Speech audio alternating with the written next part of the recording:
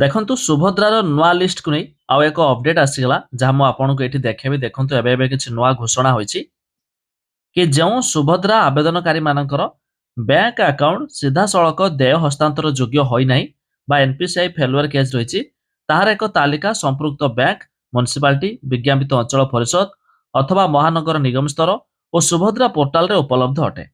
ବର୍ତ୍ତମାନ ସୁଦ୍ଧା ଲାଭ ପାଇନଥିବା ଆବେଦନକାରୀଙ୍କୁ ପରାମର୍ଶ ଦିଆଯାଉଛି କି ସେମାନେ ଏହି ତାଲିକାକୁ ଯାଞ୍ଚ କରନ୍ତୁ।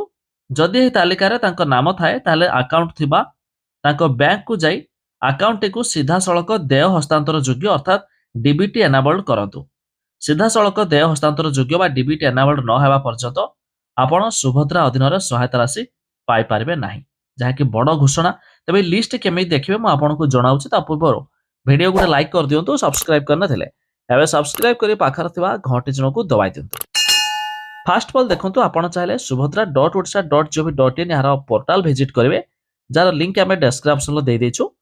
ତଳକୁ ସ୍କ୍ରୋଲ କରିବା ପରେ ଏଠି ଦେଖନ୍ତୁ ଆପଣଙ୍କ ସାମ୍ନାରେ ବ୍ୟାଙ୍କ ଆକାଉଣ୍ଟ ସଚଳ କିମ୍ବା ଅପଡେଟ୍ ଆବଶ୍ୟକତା ତାଲିକା ବା ତାରି ଉପରେ କ୍ଲିକ୍ କରିବେ। ଏବେ ଦେଖନ୍ତୁ ଆସିଗଲା ଏନପିସିଆଇ ରିଜେକ୍ଟ ତାଲିକା।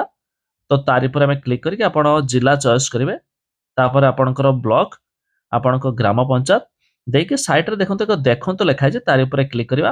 ଏବେ ଆପଣଙ୍କ ସାମ୍ନାରେ ଦେଖନ୍ତୁ PDF ଆସିଯାଉଛି। ତ PDF ରେ ଆମେ କ୍ଲିକ୍ କରିବା।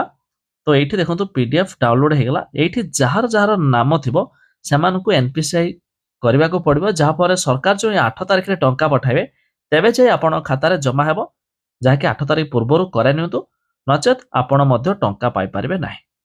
ତେବେ ଇଏ ତ ରହିଛି ଲିଷ୍ଟ। ଏହା ଛଡ଼ା ଦେଖନ୍ତୁ ଆଉ ଏକ ବି ଲିଷ୍ଟ ରହିଛି ଯେଉଁଟାକି ହିତାଧିକାରୀ ତାଲିକା, ମାନେ ଯାହାର ନାମ ଥିବ ସେମାନେ ମଧ୍ୟ ଟଙ୍କା ପାଇବେ।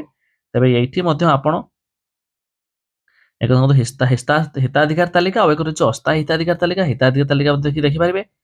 ଚୟନ କରିବା ଆପଣ ସେମିତି ଆପଣଙ୍କ ବ୍ଲକ ଯାହା ବି ଥିବ, ଆପଣଙ୍କ ଗ୍ରାମ ପଞ୍ଚାୟତ ଯାହା ବି ଥିବ ସେମିତି ଦେଖନ୍ତୁରେ କ୍ଲିକ୍ କରିବେ।